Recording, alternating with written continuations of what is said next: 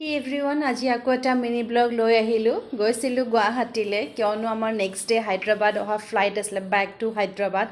অসমৰ পৰা তো ভাবিলোঁ যিহেতু আজি অসমত লাষ্ট ডে অকণমান ঘূৰি লওঁ কুঁহিয়াৰ খালোঁ ৰস তাৰপিছত ম'ম' খালোঁ খাই কৰি পেলাই আমাৰ যিহেতু মই মানুহজনক প্ৰথম ইয়াত লগ পাইছিলোঁ ভাবিলোঁ কিয়নো পুৰণা স্মৃতিটো আকৌ এবাৰ ৰিক্ৰিয়েশ্যন কৰা যায় ইয়াতে আমি গ'লোঁ তাৰপিছত ইমান ধুনীয়া ভাইব হৈ আছিলে কাৰোবাৰ বাৰ্থডে চেলিব্ৰেট হৈ আছিলে সৰু ছোৱালী এজনীৰ তাৰপিছত আমি খাবলৈ অৰ্ডাৰ কৰিলোঁ সেম খানা যোনটো আমি এবছৰৰ আগত অৰ্ডাৰ কৰিছিলোঁ চিকেন দাল তড়কা চাউল মানে ভাত আৰু ৰুটি চ' নেক্সট ডে আমাৰ মৰ্ণিং ফ্লাইট আছিলে তো আমি আহিলোঁ এয়াৰপৰ্ট চেকিং কৰি মেলি আমাৰ